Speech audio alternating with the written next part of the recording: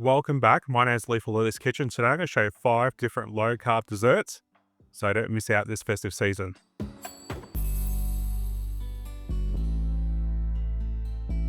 So on my channel, I specialize in a lot of low carb keto recipes and also do some everyday cooking as well. And I like to keep budget in mind. So I like to minimize how many ingredients I'm using and try to use those ingredients as much as possible. So I actually broke my foot about 8 weeks ago and I've had surgery on and everything. So I can't be in the kitchen at the moment. So I thought I'd compile 5 different low carb desserts to have this festive season. And I think they're all great recipes and I think everyone should try these out. So with these recipes, I'll post the videos all down below so you can see the full method and also the list of ingredients and everything as well. With this, I'm just going to quickly go through them and give you some inspiration to show that you can change things up on low carb. So for our first recipe, we're going to make a keto sweetened condensed milk. And this is so easy to make. So if you purchase it from the supermarket, it's either really expensive or it's hard to get, or it's just full of just these fillers that you really don't want, with like artificial sweeteners and everything. And it's so easy to make. So all we're going to do is we're going to place 1 cup of cream into a pot. We're going to add half a cup of a granular sweetener. And to this, we're going to also add 2 tablespoons of butter. And then we put this onto the stove and just warm it through. And we let this simmer until you can see it kind of like changes and gets slightly thickened. And that is it. It's pretty easy. It takes about 15 minutes to do. And then we can pour this into a jar, keep it in the fridge, and that's ready to go. And we can use that with our recipes. I'm going to be using that in a keto key lime pie. So if you feel like a caramel sauce, it's so easy to make as well. So all we're going to do is we're going to follow the method the exact same as making the condensed milk. And we want to switch the actual sweetener out for Allios. And the thing with Allios is it actually acts the same as sugar and it will actually caramelize. So what we want to do is we want to simmer it away. And we want to simmer this until we get a nice caramel color. So you're really happy with it. And then you can pull it off. And it's a beautiful caramel sauce that you can use on whatever you want. And also with the Allios, it doesn't really recrystallize or anything. So it gives a really good texture as well. So for our second recipe, we're going to be making a keto key lime pie. And I'll be using that keto condensed milk in it as well. And this is an amazing alternative to the real thing. So firstly, we're going to make a crust. So we're going to process pecans into a fine crumb in a food processor. We're going to melt some butter and add a splash of liquid sweetener just to really give it a little bit of sweetness and a little bit of salt as well. And we're going to put that into the crumbs in the food processor. And we're going to blend that until it's nice and combined. Then we're going to pour this into a lined springform pan. And we're going to flatten this out really nicely. So we have a nice base there. And then we're going to bake this in the oven at 170 degrees or 325 degrees Fahrenheit for about 10 minutes, just until it starts to brown. And you could start to smell those nice toasted pecans in it as well. For the filling, we're going to beat some heavy whipping cream to stiff peaks, and then we'll put this aside. In another bowl, we're going to beat cream cheese, lime juice, and lime zest until nice and combined. Then we're going to add the batch of the sweetened condensed milk made with the sweetener. And we're going to beat that in until it is nice and combined. And then we're going to add the whipped cream. And then you can actually fold this through, or I just use the beat, it's just a low speed until it's all nice and combined. And then we pour it into our cooled pecan crust. Make sure it's all flattened out.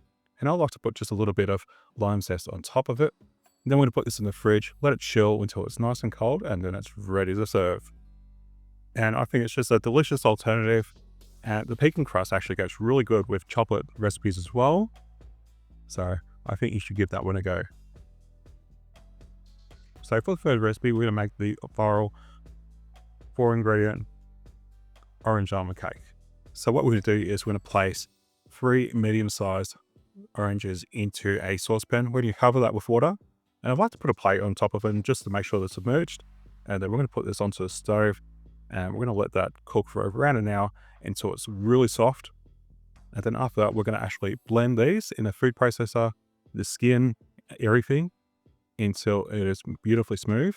And then we're going to go on to the next step. So while that's cooling, we're going to separate our eggs, and we're going to beat our egg whites to stiff peaks and put them aside ready for later. So next we're going to add the sweetener to our egg yolks, and we're going to beat that into it nice and pale, and it's light and fluffy. Once that is nice and fluffy, we're going to add the orange puree to the yolks, and we'll stir that until it's combined. At this time, you could also just add a little bit of salt to it as well, even though that wasn't in the recipe. And then what we're going to do is, alternatively, we're going to add the almond flour and egg whites to the mixture. So a little bit at a time, you want to add a little bit of almond flour, mix that in, add a little bit of egg whites and mix that in. You don't want to do all the almond flour at once, or else it's going to come out really dense. So make sure you keep that in mind. And ideally, you would want to fold this in, but I do like to just use the beaters and get it over and done with. So once that's all combined, we're going to pour this into a lined springform pan, and we're going to bake this at 160 degrees or 320 degrees Fahrenheit for about 1 hour. Just check it at about 50 minutes and make sure it's not cooked by then. Sometimes it does cook a little bit quickly because the almond flour does actually brown pretty quickly. I like to dust this with some powdered sweetener, and this is just great with some afternoon coffee or tea as well. So for our fourth recipe, we're going to make a delicious baked cheesecake. And if you're scared about making baked cheesecake, this recipe is so easy to make, and even I'm pretty scared about making baked cheesecakes. And this turns out really good. I was really happy with this, and I served it to friends and they thought it was absolutely amazing. So what we're going to do is we're going to add ricotta, cream cheese, lemon rind into a bowl. Then we're going to add our sweetener and vanilla extract. Then we're going to add our starch. So here I'm using some tapioca starch, and I'm completely fine with a little bit of carbs in my meal. If you want to really get the carbs down, you can also use coconut flour as well, and the recipe does have an alternative to that.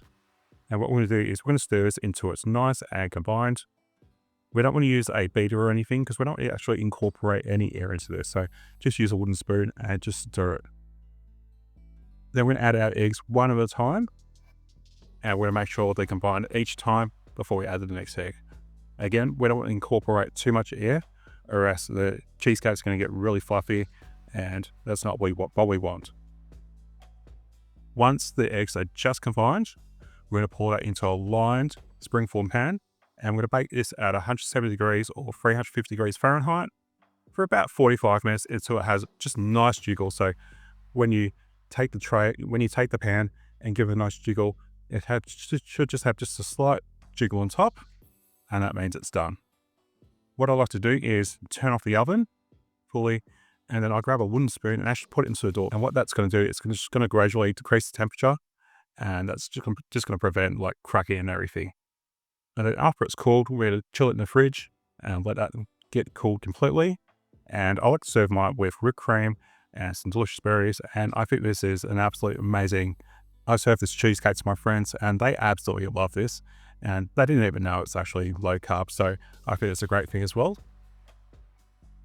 So for our last recipe, we're going to make panna cotta, and for a lot of people, this sounds really like out there and really hard to do and everything, but it's probably the most easiest recipe I've ever made. So the first thing I'm going to do is I'm going to soak out gelatine leaves in some cold water for about 20 minutes.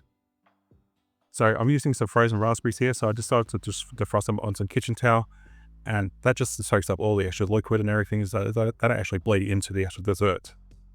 So then we're going to heat some cream, our sweetener, and vanilla in a saucepan. So the sweetener I'm using today is an Almond, and I get that online from iHerb because it's actually not approved here in Australia. But I think it gives a really good consistency, and it doesn't recrystallize like the erythritol. If you can't get it, I would probably suggest you use the powdered erythritol, and I think that probably could be a really good alternative.